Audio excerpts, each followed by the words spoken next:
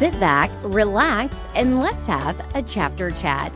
I'm your host, Jessica Foster, and we have a special guest in studio today, and that is author Terah Shelton Harris. Thanks so much for being here, Terah. Oh, thank you so much for having me. And Terah, I am thrilled to have you in studio with us because you have a brand new book out, Where the Wildflowers Grow. And really, you are creating such a buzz in the book world. Thank you so much. It's weird to hear that just because just a handful of years ago, I was working as a librarian. So thank you so much for that. Yes, and if people aren't familiar with your latest novel, Where the Wildflowers Grow, let's give them a brief synopsis because I've started reading it and it is beautifully written. Thank you. Thank you so much. So Where the Wildflowers Grow is a contemporary novel centered around Lee Wild, who is an escaped convicted felon. And at the beginning of this book, the readers will find that Lee is on a prison transport bus on her way to prison. And the bus that she's on careens off the road and it kills everyone on board except for her.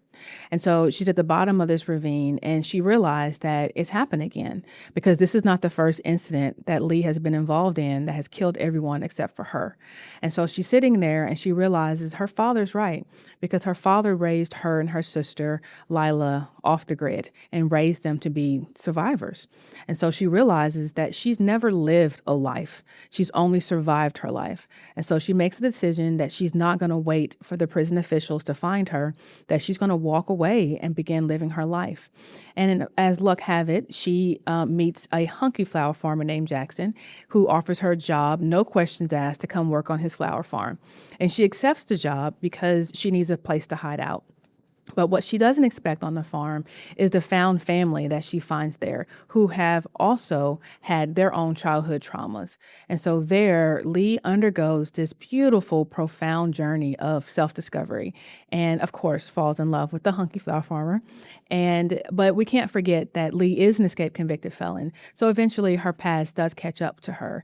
And then from there, she just needs to learn and discovers what it's like to truly survive and live versus live your life instead of surviving it.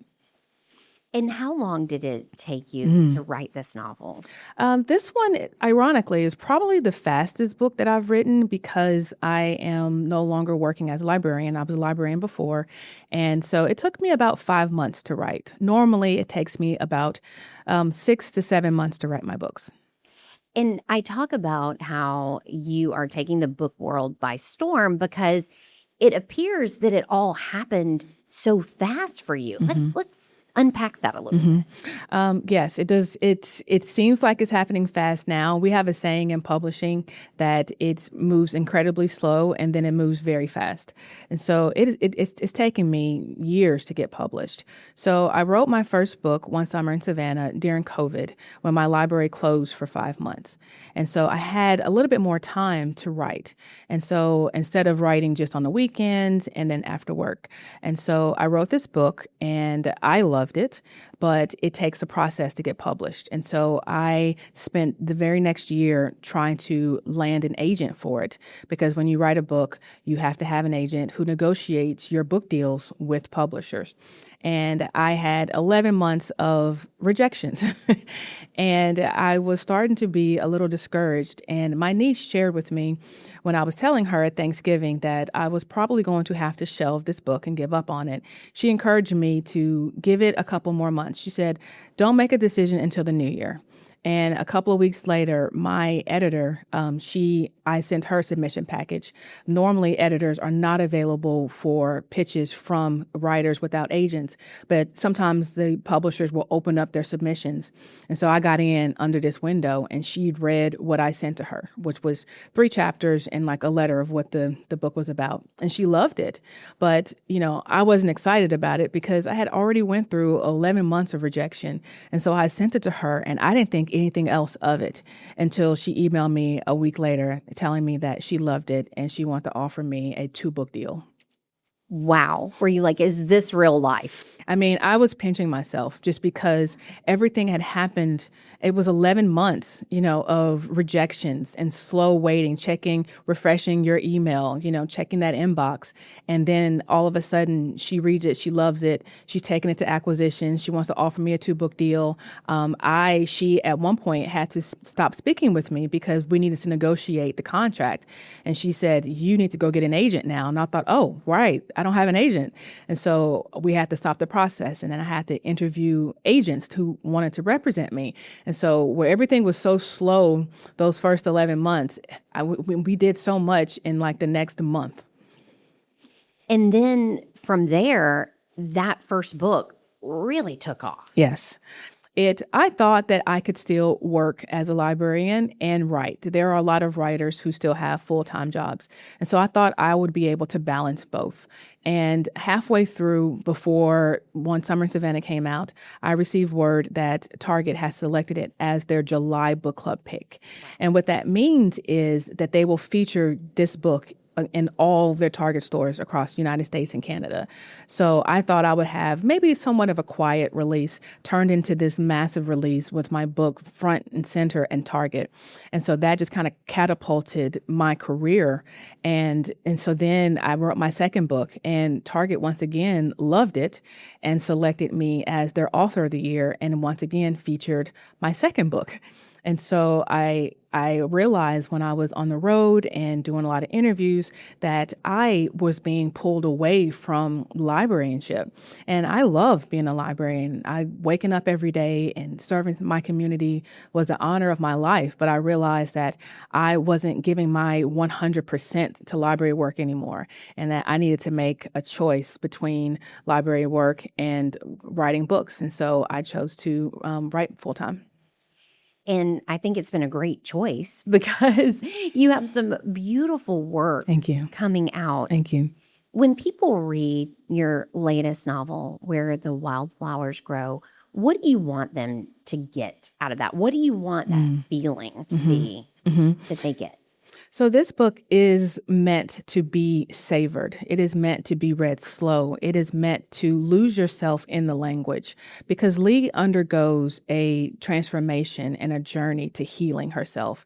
You find and discover that Lee had a very traumatic childhood, and bits and pieces of her childhood is kind of sprinkled throughout the book. And so you don't know what really happened to her family until like the very end of the book.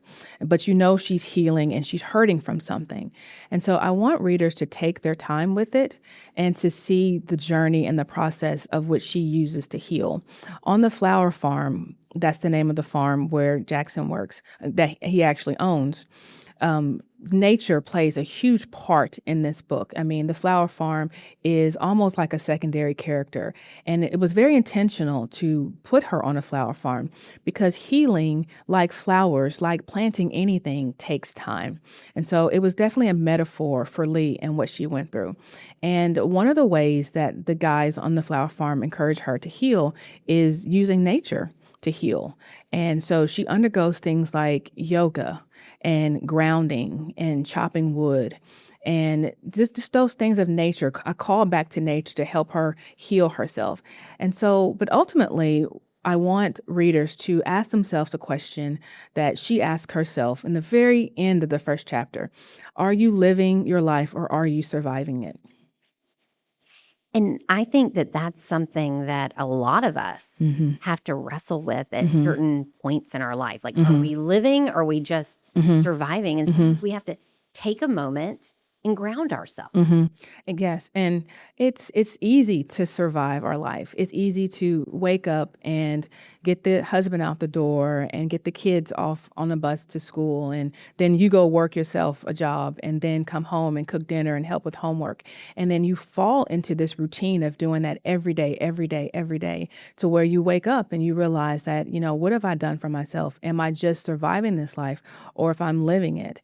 And it's so easy for us to fall into those routines. And same with Lee. Her father raised her and her sister to be the survivalists, and she never made a choice for herself to do anything for herself. And so the first choice that she makes is to basically walk away and become an escaped convicted felon.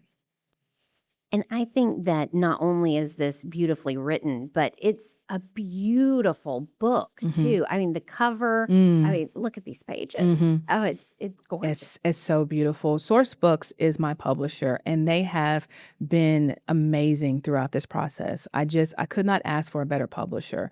And one of the things that I love that they do, that's kind of unique to other publishers, is they market test the titles and they market test the covers. And so they'll take a synopsis of the book, and then they'll have all these potential titles to call the book, and they'll ask people which title fits this description. And I love having that feedback from potential readers on what they feel is the strongest title. So then once we have the title, they do the same thing with the cover. So you'll have all of these different cover designs, and they'll say, here's the title, here's what the book is about, what cover fits. And this was the one that won overwhelmingly. Did you love it also? I loved it. It went through some iterations, of course. You know, we as writers, we get a say in the titles, we get a say in the covers as well. One of the covers that tested very well did not have Lee herself on the cover. And I thought it was very important to have Lee on the cover. But it's interesting that some of the feedback, originally, she's holding a flower in her hand and smelling it. But originally, she was not doing that. She was laying there. And some of the feedback that we received was, she looks like she's dead. And so I never saw that. So it's great to have feedback from people to see what they see. So the decision was made to have her holding the flower. And that scene is actually a scene in the book. And so it fit the cover perfectly. I think it's interesting that they do that because a lot of times when you're an author, you don't get feedback until after publication. And so to get some of that testing ahead of time, that's fantastic. It's amazing. Source Books is majority owned by Penguin Random House, but it operates as its own separate publisher. And because of that, writers, we tend to have a little bit more feedback and insight on our books. And let's be honest, as a librarian, my job was collection development. So I would buy all the adult print and digital materials from my library. And so I judge books by covers, and I know readers judge books by covers. So a cover is very important when you are at the library and you walk in the shelves, or you're at a bookstore. You want that cover to jump out at you. And one of the things that I love about this cover is how colorful it is, because you can't help but notice it. And then for this book, they took it up a notch and had all the edges, sprayed edges. And so it is just a beautiful book. It is beautiful. And even though the cover is beautiful, you're not going to be disappointed when you read it because the words, every chapter. Again, I love how you said it's meant to be savored because I feel that when I'm reading it. This book is more of my literary leaning type of style. There are different types of fiction. You have commercial fiction, which is very plot driven. And less character driven. And then you have upmarket fiction, which is a combination of both. It's plot driven and character driven. This book is more literary. It's more character driven than plot driven. The plot is, of course, Lee is an escaped convicted felon. Like eventually this is going to come to an end. So there is a line, there's a pull to the end, but it's really about Lee. So it's more character driven. And so when you write a book that's more about the characters, you kind of need to lean into the language and the words and the sentences that you use to describe certain things, because you don't have all these major plot points happening. And so as a writer, but that's the way I tend to write. I tend to live in my character's head and let those words come out so the readers can see their world. And I know as a former librarian, you said that you read a lot. What types of books did you lean toward before you became an author yourself? Yeah, I'm literary and upmarket fiction. I love books that tell me something, that teach me something. I love closing a book and knowing that I learned something that I did not know before I started. And don't you feel like in society, people are really clinging on to books and reading? I feel like we might have gotten away from that at one point. I feel like people are really returning to the page. Are you seeing that? Yes, absolutely. I mean, I always say that art will save us and keep us. just because, and not just in terms of words, but paintings and music. Art is beautiful. Art is there to entertain us and sustain us. Books are music, movies. They are escapes. They're where we can go for a short period of time and escape the world around us and the noise around us. And so books have always been my escape. But I am learning and loving that people are leaning back into reading. And I love that reading has changed. It's evolved. We are busy people now. We may not have time to sit down and turn pages and read. But what I love that's been happening over the last 10, 15 years is the rise of audiobooks. So you can be in your car on the way to work and you could be listening to a book. Or if you're taking a trip somewhere, you can listen to a book. Or if you're able to, while you're sitting at your desk, like I used to do when I was at the library, you can listen to a book. And so that's one of the ways that people are ingesting books. And I just love that. Yeah, I think it's fantastic. And Terah, I also heard that you stand up for books as well, and you did so as the librarian. Let's dig into that a little bit. Yeah, right before I left the librarianship, we were starting to get hit with a lot of book challenges. And as a librarian, we don't censor books. We're not responsible for the materials that, other writers write, but we don't censor. We don't prohibit people from reading what they want to read. And so we librarians have always been for everyone. And so if someone wants a book on a certain topic, whether we agree with it or not, it is not our responsibility to withhold that. But we start to have a lot of books be challenged. And I understand the hesitations that people have with some of the materials in books. However, I don't believe and never will believe that one person should be responsible for dictating what someone else reads. I think that's up to the parents. It's up to the person. That is their choice to do that. And so we went through quite a few book challenges at my library. And it's not about being right or wrong. It's just about, being free to read what you want. And I think sometimes when we read things that we wouldn't typically read or maybe outside of our comfort zone, it teaches us something. Absolutely. And that's what we love. Libraries provide access to information. There are so many kids and adults that are curious about things. And so the libraries have always provided access to those things. And so I could never imagine a world where libraries was not allowed to do that, not allowed to be this place where someone can explore, who they are or discover a new topic or learn something. And even if you don't agree with something, sometimes reading about it still opens your eyes.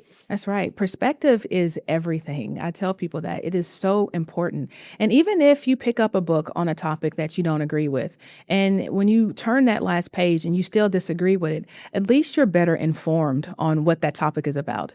So it's not wasted. And so that's why that information needs to be readily available, because there's a lot of disinformation about certain topics. But to pick up an academic book or a book that was cited and researched, backed in fact and research, kind of helps reinforce an opinion. I think as a journalist, I get a good perspective of this because we have to tell balanced stories and keep our opinion out of things.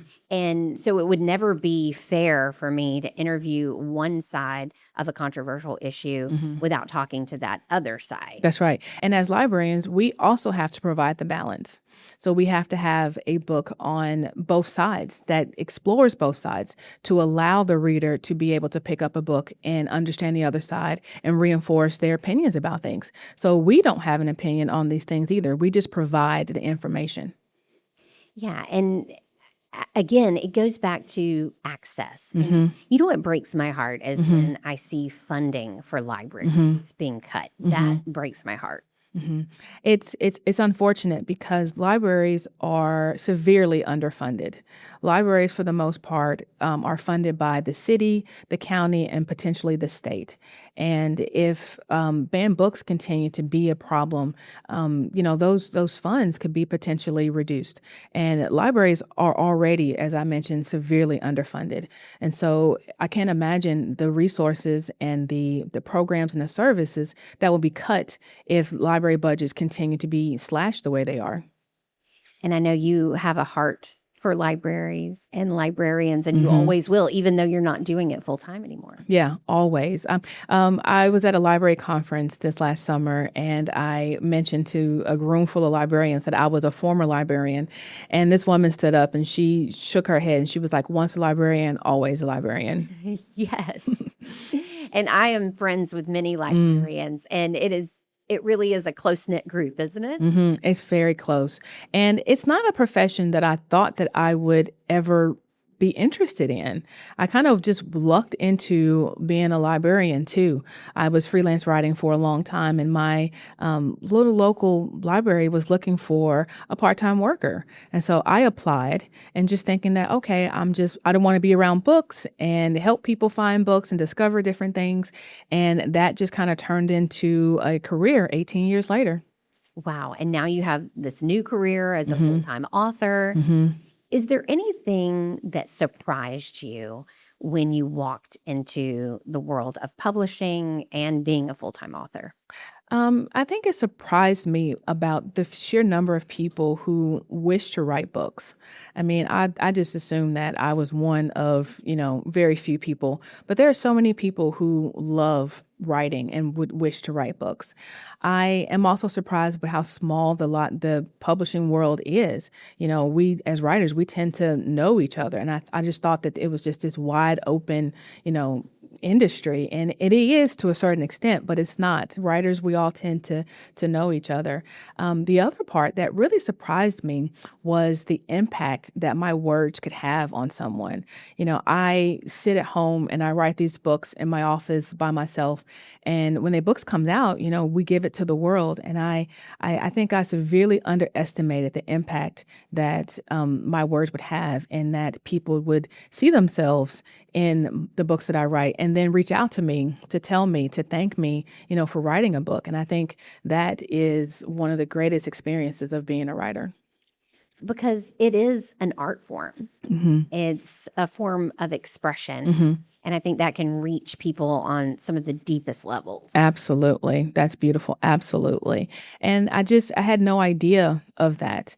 I feel like I was called to write. That writing bug hit me when I was in the 6th grade. And I, like most writers, was encouraged by, an amazing teacher who encouraged me to write. And so I feel like that's my calling, to do. And so I am just living in my calling.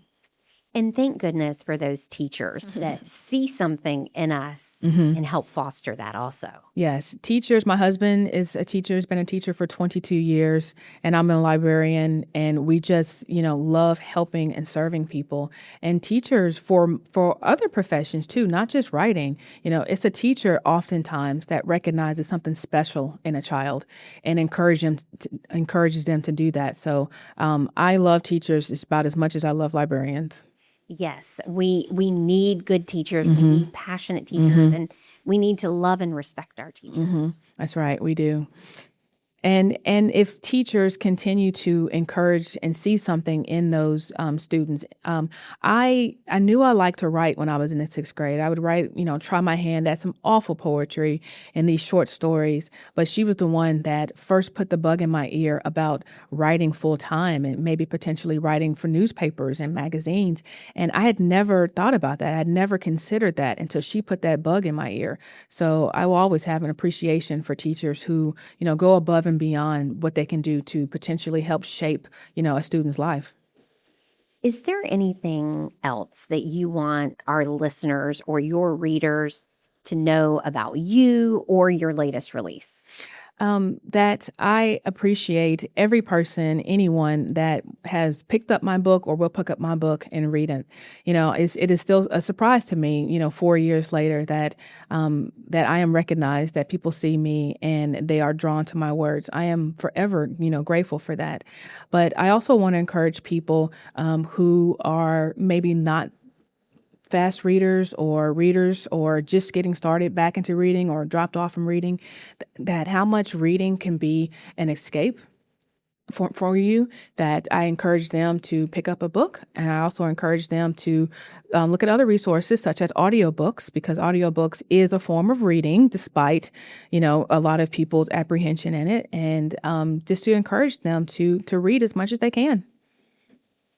Terah, we so appreciate you taking time to be with us today. And Where the Wildflowers Grow is out now. You'll want to pick it up because it really is absolutely beautiful, and it's going to touch you in a way that you probably didn't even realize it would. Yeah. Thank you so much.